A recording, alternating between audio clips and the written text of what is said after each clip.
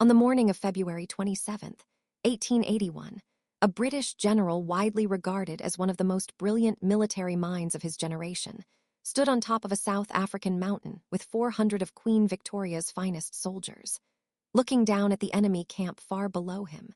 utterly convinced that he had just outmaneuvered an army of untrained farmers, and utterly convinced that no force on earth could dislodge him from the high ground he now controlled.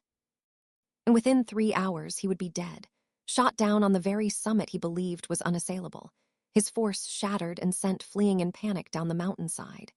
and the myth of British invincibility torn apart by a group of farmers who had never worn a uniform,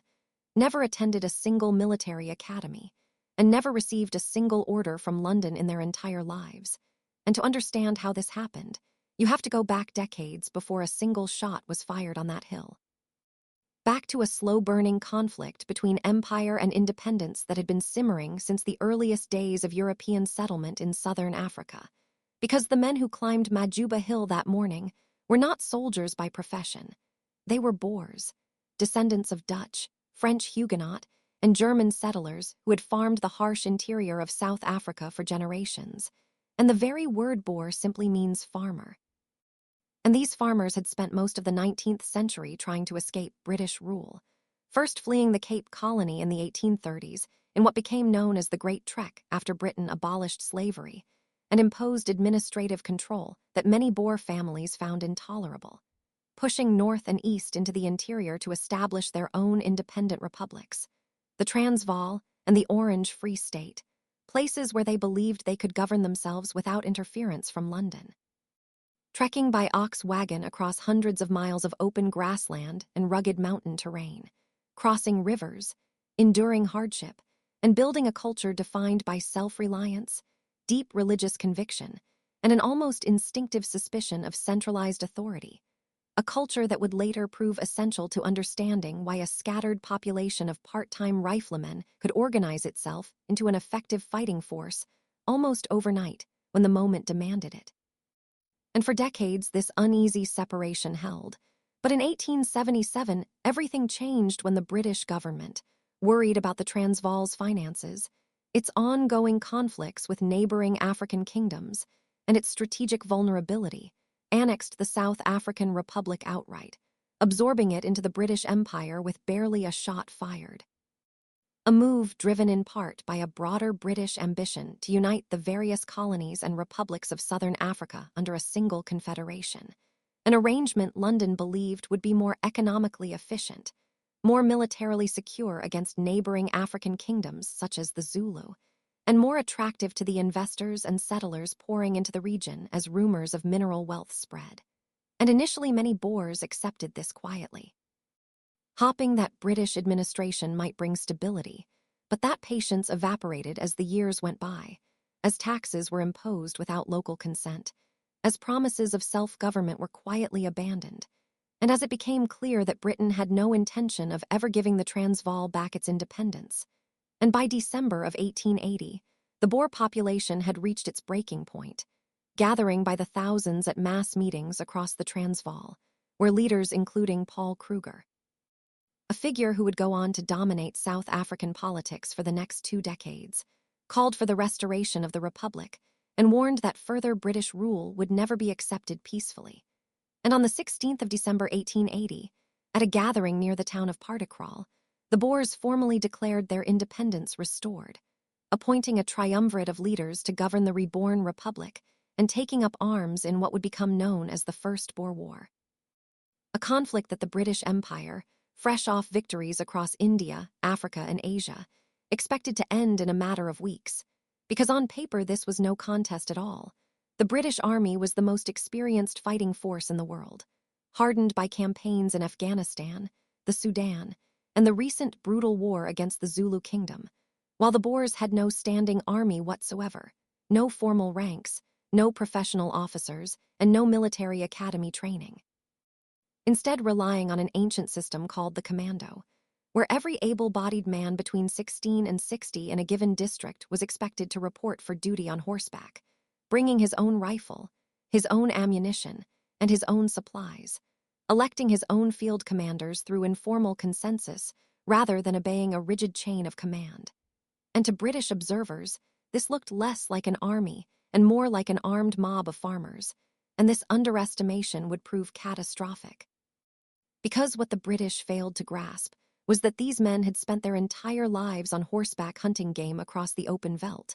that they had honed their marksmanship out of pure necessity since a missed shot could mean a family went hungry, and that they understood the terrain of their homeland in a way no outside army ever could. And on top of this, many Boer commandos were now armed with modern breech-loading rifles capable of rapid, accurate fire at long range. Weapons that in the hands of men who had spent decades hunting antelope and other game were devastatingly effective, whereas British infantry, though equipped with the respected Martini Henry rifle, had been trained for generations in a style of warfare built around volley fire delivered by tightly packed lines of red-coated soldiers. A doctrine that had worked reasonably well against massed charges from spear-armed African warriors in earlier colonial campaigns, but which proved almost suicidal against an enemy that refused to stand still, refused to mass together, and refused to ever offer a clean target. And leading the British forces sent to crush this uprising was Major General Sir George Pomeroy Colley, a man whose career reads like the resume of a soldier destined for greatness, having graduated top of his class at the Staff College, served with distinction in China, fought in the brutal hill campaigns of the Second Anglo-Afghan War, and risen rapidly through the ranks to become one of the youngest general officers in the entire British Army, a man so respected by his superiors that he was appointed Governor of Natal and High Commissioner for Southeastern Africa, entrusted with enormous political and military authority at a relatively young age, having previously served as private secretary to the Viceroy of India and as an instructor at the Staff College, where he was known among fellow officers for his sharp intellect and his belief in modernizing British military administration. And it is worth noting that historians disagree about exactly how Colley should be remembered, with some portraying him as a genuinely gifted strategist, undone by circumstance and bad luck, and others arguing that his personal ambition and his eagerness to secure a quick, headline-grabbing victory led him to take reckless risks he would never have countenanced earlier in his career, and by every measure available to the British public and press at the time, Colley was precisely the kind of officer who was expected to win quick, decisive, prestige-building victories for the Empire. And yet, almost from the moment he took the field against the Boers, everything began to go wrong, because in late January 1881, Colley led a relief force north to break through Boer positions blocking the road into the Transvaal, and at a mountain pass called Laing's Neck, he ordered a frontal assault against entrenched Boer riflemen, a decision that ended in a bloody repulse, with British infantry and cavalry cut down by accurate rifle fire from men who barely exposed themselves. And just over a week later, on February 8th, another British column under Colley's command was ambushed and mauled at a place called Schuenschucht, also known as Ingogo, suffering heavy casualties in another engagement where Boer marksmanship simply outclassed British tactics. And by this point, Colley was under enormous pressure, his reputation as a rising star of the Empire beginning to crack. Reinforcements were on their way from India, but so was another general, Sir Frederick Roberts, and there is strong historical reason to believe that Colley, desperate to secure a decisive victory before Roberts could arrive and potentially take command of the campaign, or before the Boers could win outright through diplomatic negotiation, decided he needed one bold stroke to change the course of the war, and that stroke was Majuba Hill, a steep, flat-topped mountain rising nearly 2,000 feet above the surrounding plain, directly overlooking the Boer positions at Laing's Neck from behind. A position Colley had reportedly been informed the Boers left unguarded each night, intelligence gathered in part through African scouts operating in the area, information that convinced him a swift, secret occupation of the summit could be achieved without any real risk of detection. And Colley's plan, whatever his exact motives, which historians still debate to this day since he left no clear written explanation before his death, was to seize this summit under cover of darkness, positioning his force where it could look directly down onto the Boer camp and threaten their line of retreat, potentially forcing them to abandon Laing's Neck entirely without another costly frontal assault. And on the night of February 26th, roughly 400 British soldiers, drawn from the 58th Regiment, the 92nd Gordon Highlanders, and a small naval brigade, began a grueling climb up the dark slopes of Majuba. A march so exhausting that some accounts describe men collapsing from fatigue along the way, struggling under the weight of their rifles, ammunition, and equipment as they scrambled over loose rock and thick scrub in near-total darkness, with officers hissing for silence every time a stone clattered down the slope for fear of alerting the Boer sentries camped below. And yet by dawn they had reached the summit undetected, and for a brief, triumphant moment it must have felt like a masterstroke, because looking down, the British troops could see the entire Boer laager spread out below them like a map, tents, wagons, and campfires completely exposed to whatever guns might be brought to bear. And this is perhaps the cruelest irony of the entire battle, because Kali, so confident in the natural strength of his position, made a series of decisions that would prove fatal, refusing to bring artillery up the mountain, declining to have his men dig proper defensive trenches despite having entrenching tools available, and essentially assuming that simply occupying the high ground would be enough to force a Boer withdrawal without a fight. And this overconfidence was compounded by something the British had not accounted for, the actual shape of the mountain's summit, because Majuba's slopes were convex rather than concave, meaning that from the rim where the British troops were positioned, they could not actually see straight down the hillside, creating enormous blind spots. In some places, soldiers could see no more than 50 yards in front of them, and in certain sectors up to 400 yards of the approaching slope was completely invisible from the crest, dead ground that would allow an enemy to climb almost the entire mountain without ever being seen. And down below, the Boers had already spotted movement on the summit at first light, and rather than panicking or retreating as Kali had hoped, their commanders, among them Nicolaas Smit and Joachim Ferreira, organized volunteer storming parties from several different commandos, several hundred men in total, though contemporary British press accounts, eager to explain away the coming disaster, would later inflate Boer numbers to 2,000 or more,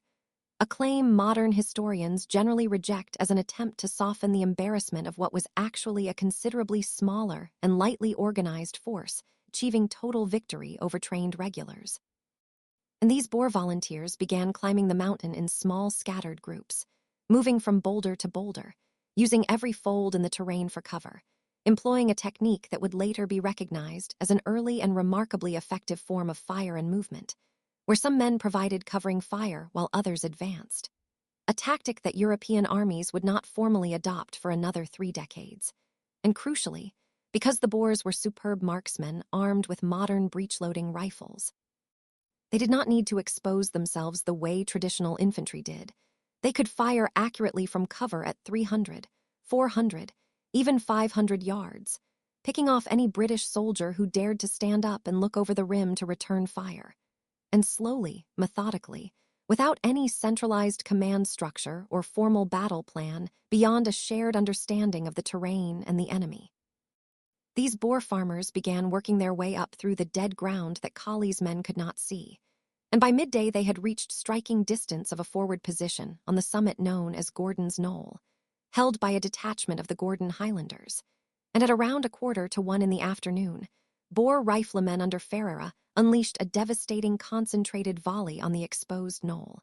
and within minutes the position had been overrun, and once Gordon's Knoll fell, the entire British perimeter began to collapse like a row of dominoes, because Boer fighters now had a foothold on the summit itself and could pour flanking fire directly into the remaining British troops. And what followed was not really a battle in the conventional sense of organized volleys and disciplined firing lines. It was closer to a rout, as panic spread through the British ranks. Soldiers who had marched confidently up the mountain the night before now found themselves being systematically picked apart by an enemy they often could not even see. And Kali himself, who had reportedly been resting in his tent when the attack began and was slow to grasp the seriousness of the situation despite repeated warnings from his subordinate officers, moved to try to rally his collapsing lines. And it was during this desperate final stand that Kali was shot and killed.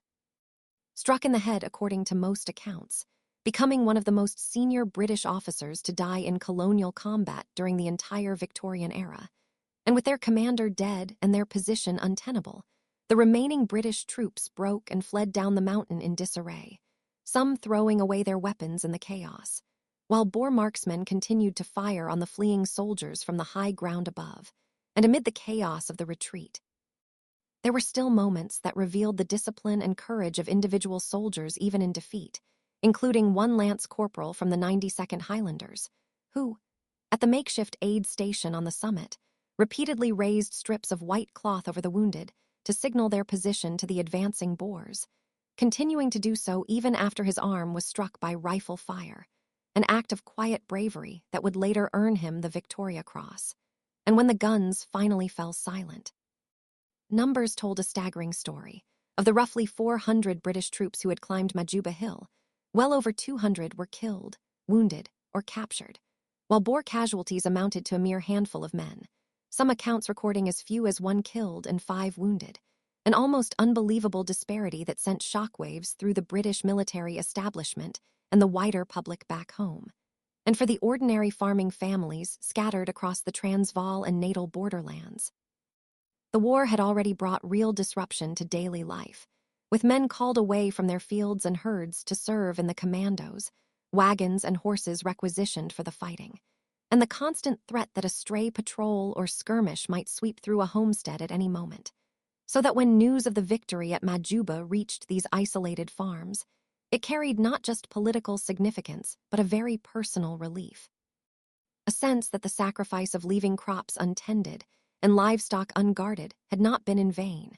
And this was not merely a tactical defeat. It was a profound psychological blow to an empire that had built much of its global authority on the perceived invincibility of its army.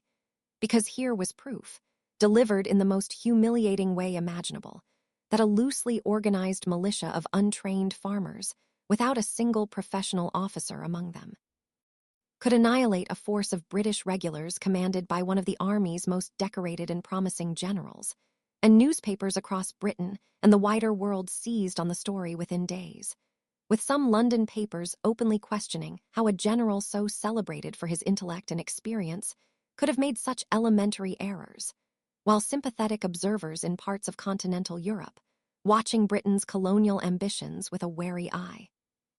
quietly noted that the myth of imperial military supremacy had just suffered a very public crack, and among the Boers themselves, and their kinsmen in the Cape Colony and the Orange Free State,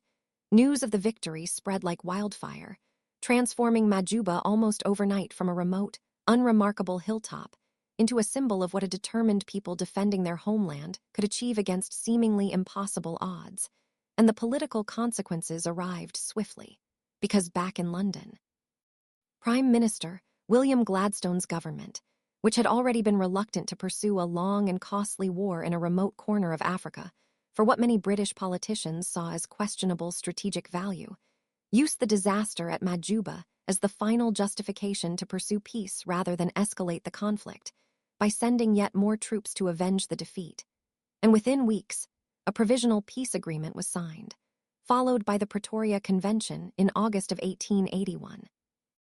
Which restored self-government to the Transvaal under British suzerainty, a somewhat vague and unsatisfying arrangement that left Britain with a nominal claim to oversight of the Republic's foreign affairs, while granting the Boers control over their own internal governance. A compromise that satisfied almost no one completely, with hardline voices in Britain arguing that the government had capitulated in the face of humiliation, and many Boers feeling that London had merely postponed the inevitable rather than genuinely accepting their independence, but which nevertheless effectively ended the First Boer War on terms remarkably favorable to the very farmers who had just humiliated the world's most powerful empire. And for the British Army, the lessons of Majuba forced a painful and overdue reassessment of tactics, exposing the dangers of advancing in close formation against an enemy armed with accurate modern rifles, of skylining troops against open ground, and of underestimating irregular forces simply because they lacked formal military training. Lessons that some historians argue were only partially absorbed, because less than 2 decades later Britain would find itself locked in an even larger and far bloodier conflict against these same Boer republics. The Second Boer War of 1899 to 1902, A brutal, drawn-out struggle that would ultimately require hundreds of thousands of British and Imperial troops, immense resources, and years of grinding campaigning to subdue Boer resistance. A war that would introduce the world to concentration camps, scorched earth tactics, and mounted guerrilla columns that could strike and vanish across the same open veldt where Boer riders had once hunted game. And it is worth noting that the phrase, "Remember Majuba," became a genuine rallying cry among Boer commandos in that later conflict, invoked by burghers who had grown up hearing the story of the mountain, where their fathers and uncles had once broken a British army in a single afternoon. A reminder passed down almost like folklore that the Empire was not, in fact, unbeatable. A reminder that ordinary men defending their homeland had once brought the mightiest empire on earth to its knees on a single mountain in a single afternoon. And this is ultimately why Majuba Hill still matters more than a century later, not simply as a footnote in the long ledger of colonial military history, but as one of the earliest and most striking demonstrations that modern rifles, fieldcraft, and intimate knowledge of terrain could neutralize the advantages of professional training and imperial might, a lesson that would echo forward through the trenches of the Second Boer War, through the killing fields of the First World War,